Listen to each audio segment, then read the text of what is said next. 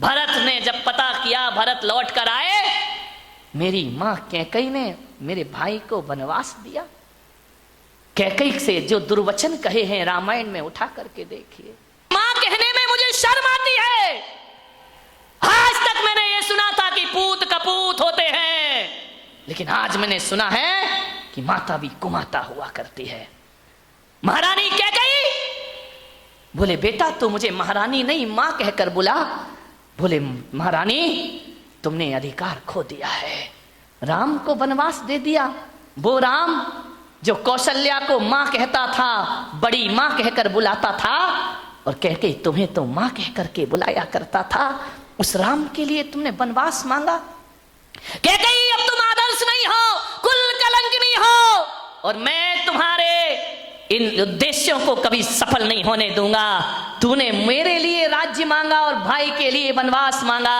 अरे भरत इतना नहीं गिर सकता है कि बड़े भाई को 14 वर्ष का वनवास और मैं अयोध्या का सिंहासन संभालूं? ये नहीं हो सकता। कैकई, तेरे सपनों को ये भरत कभी साकार नहीं होने देगा। ये भरत कभी सिंहासन पर नहीं बैठेगा।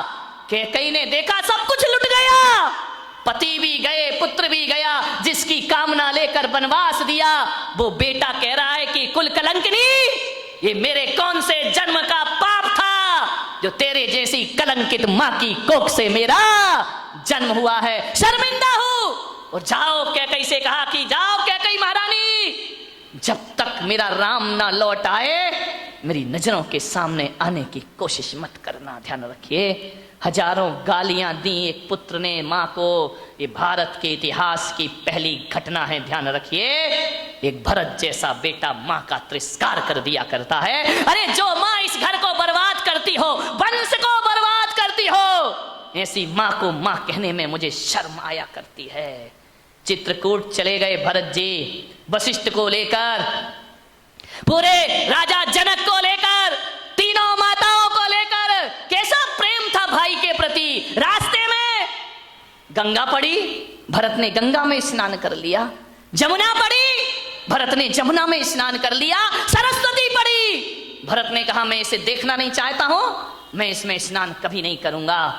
लोगों ने कहा, राजा जनक ने कहा कि पुत्र भरत, ये सरस्वती भी गंगा जमुना की तरह पवित्र है, इसमें स्नान करो। बोले, होगी दुनिया के लिए पवित्र, मेरे लिए सरस्वती सम्मान का पात्र नहीं हो सकती है। मैं इसमें स्नान नहीं करूंगा, मैं इसे अभिशाप देने जा रहा हूं। जनक ने कहा कि पुत्र तुम्हें क्या हो गया है, सरस्वती ने तुम्हारा क्या बिगाड़ा है? बोले, वही सरस्वती है जिसने मेरी मां की जुबान पर बैठकर मेरे भाई के लिए 14 वर्ष का वनवास मांगा है। ऐसी सरस्वती की मैं पूजा नहीं करता हूं। और जाओ सरस्वती, तुम्हें मैं अभिशाप देता हूं, तुम्हें मेरा अभिशाप लगेगा। कलयुग में गंगा जमुना तो दिखेगी, लेकिन सरस्वती का नाम रहेगा, लेकिन सरस्वती दिखाई नहीं। ऐसी कैसी सरस्वती है जिसने मेरे भाई के लिए वनवास मांग लिया? इतने समर्पण भाव अपने भाई के प्रति है हमारे अंदर। विचार करिए, आप किस रामायण को आप पढ़ते हैं? जब राम के पास पहुंचे, भैया वापिस चलो, अयोध्या तुम्हारी है। पिता कौन होते हैं आपका हक छीनने वाले? राम ने कहा कि भरत ऐसा मत बोलो, पिता ने वचन दिया है मुझे, पिता को मैंने वचन दिया है। बोले, अब पिता इस धरती पर नहीं है। राम की आंखें भर आई। उस समय राम ने देखा तीनों विधवा माताएं खड़ी हैं। सबसे पहले जाकर कौशल्या की, नहीं, तुम अयोध्या के सिंहासन पर बैठो, ये राम का आदेश है। नहीं मालूंगा ये आदेश, मैं यही प्राण तज दूंगा, तुम्हारे साथ जंगल में रहूंगा। भरत ने कहा, मैं भी 14 वर्ष वनवास चलूंगा। राम ने कहा कि भरत, भावनाओं में मत बहो, अयोध्या को संभालो। अयोध्या अभी राजा विहीन अयोध्या है। बड़े बड़े राज्य उस पर आक्रमण कर सकते हैं। रघुकुल को बचाओ भरत। नहीं, मैं कुछ नहीं सूझ रहा, ना मैं कर्तव्य पता, किंग कर्तव्य विमूढ़ हो गया हूं मैं, मुझे कुछ नहीं मालूम। मैं आत्मदाह कर लूंगा यही, आपको वापिस अयोध्या चलना पड़ेगा। राम ने कहा, भरत एक बात बता दो, जिस प्रण के लिए पिता ने प्राण तज दिए, उस प्रण को राम तोड़ सकता है क्या? हमारे पूर्वजों में हमारी क्या ख्याति रहेगी?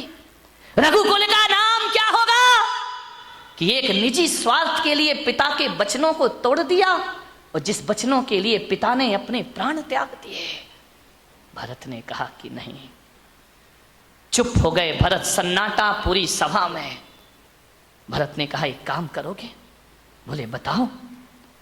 बोले एक वचन देकर जाओ, जब वचनों की परंपरा चल चुकी है तो एक वचन दो।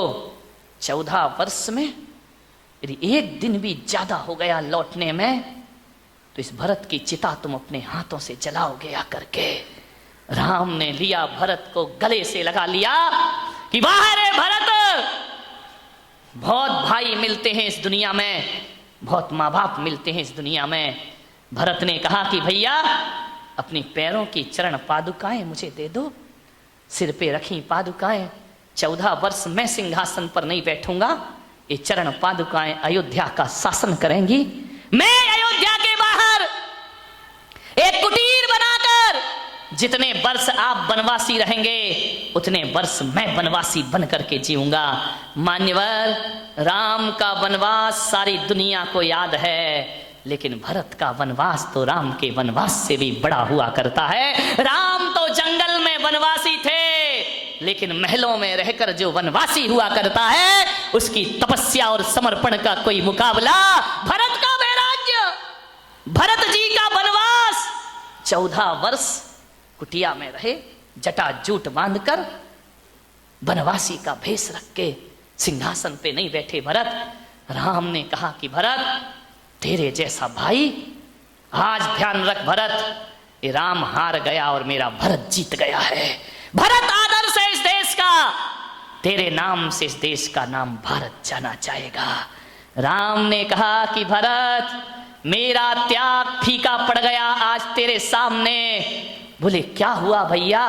बोले मैंने तो पिता के लिए वनवास धारण किया है, लेकिन तूने तो भाई के लिए सिंहासन छोड़ दिया है। इतना बड़ा भाई जगत में मैंने कौन से जन्म में पुण्य किया था? जन्म जन्म का पुण्य करो तब जाकर के भरत जैसा भाई प्राप्त हुआ करता है, ध्यान रखिए। और आज हम 2 भाई अदालत में खड़े हैं, लड़ रहे हैं, एक दूसरे के दुश्मन बने हुए हैं। मेरे भाई से बड़ी ताकत दुनिया में कोई दूसरी नहीं हुआ करती है। यदि भरत जैसे भाई, बाहुबली को यदि बोधि की प्राप्ति नहीं होती है तो भरत जैसे भाई चरणों में झुका करते हैं कि हे प्रभु ये शंका मन से निकालो, ये धरती किसी की नहीं हुआ करती है। इतना सुनते हैं और भाई की क्षमा याचना सुनते ही बाहुबली को केवल ज्ञान की प्राप्ति हो जाया करती है। 2 युद्ध हुए इस धरती पर, एक महाभारत का और एक रामायण का। दोनों में बड़ा अंतर था मेरे भाई।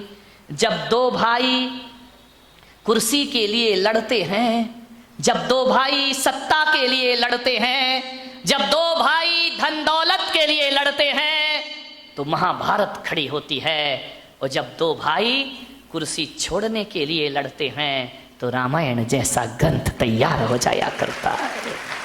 लड़ाइयां दोनों जगह कुर्सी की थी। कौरव पांडव कुर्सी पर बैठने के लिए लड़ रहे थे और राम और भरत कुर्सी छोड़ने के लिए लड़ रहे थे। ध्यान रखना, यही वजह है कि कौरवों का इतिहास महान नहीं, रामायण का इतिहास महान हुआ करता है मेरे भाई। कुर्सी छोड़ने के लिए दोनों भाई आपस में लड़ रहे हैं। मान्यवर, अपनी बात समाप्त करता हूं। एक बच्चे का जन्मदिन आया, थोड़ा सा दृष्टांत देकर। उस बच्चे की मां ने कहा कि तेरा जन्मदिन है, जा भगवान के दर्शन करके आ, उनके चरणों में माथा टेक करके आ, उनके चरणों का चंदन तिलक लगा करके आ, आज तेरा जन्मदिन है। बच्चा गया मंदिर में, जाके प्रणाम किया, भगवान को धोक दी, अभिषेक किया, पूजन की, बाहर निकलने लगा।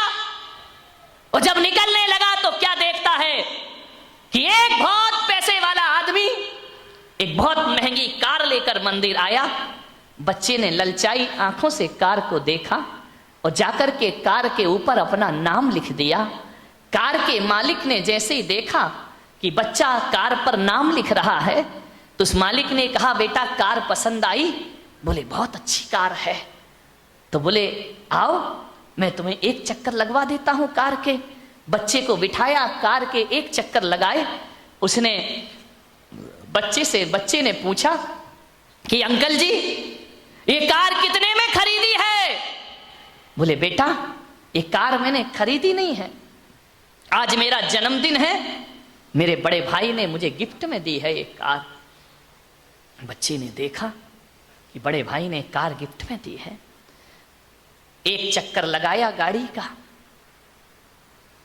बच्चे ने कहा कि अंकल जी इस कार से मुझे मेरे घर छोड़ सकते हो? उसने कहा क्यों नहीं छोड़ सकता, चलो छोड़ दूंगा। बोले आज मेरा भी जन्मदिन है, आपका जन्मदिन, आपके भाई ने आपको कार दी, मेरा भी जन्मदिन है, मेरे घर छोड़ दीजिए। जैसे ही घर गए, गाड़ी दरवाजे पर रुकी। उसने छोटे भाई को आवाज दी, मुन्ना जल्दी आ, देख कौन आया है, देख मैं किस में बैठकर आया हूं, तू जल्दी आ। कार के मालिक ने समझा कि छोटे भाई को रौब दिखाएगा, देख इतनी बड़ी कार में बैठ करके मैं आया हूं, रौब दिखाएगा, शान दिखाएगा, कोई बात नहीं बच्चा है दिखाने दो। जैसे ही 5 मिनट हुए, 10 मिनट हुए, छोटा भाई नहीं आया। कार मालिक ने कहा बेटा जल्दी करो मुझे जाना है। बोले 2 मिनट रुकिए, वो आता ही होगा। क्या देखता है वह, 2 मिनट बाद उसके पैरों तले जमीन खिसक गई। उस कार मालिक के क्या देखता है कि एक बच्चा घिसट घिसट के चला आ रहा है, उसके पैर नहीं है। इसने देखा इसके पैर नहीं, ये कौन है तुम्हारा? ये मेरा छोटा भाई है अंकल जी। उसने कार को देखा, छोटे भाई को देखा, कार मालिक को देखा। कार मालिक ने कहा कार अच्छी लगी? बोले बहुत अच्छी लगी। काश, तो कार मालिक समझा कि ये कह रहा है काश कोई मेरा भाई होता तो मुझे भी जन्मदिन पे कार भेंट करता। उसने पूछा बेटा क्या कहना चाहते हो? बोले भाई अंकल जी। उसने कहा कि तुम ये कार लेना चाहते हो? बोले लेना तो चाहता हूं, मेरे भी अरमान है, लेकिन मेरे पास पैसे नहीं हैं।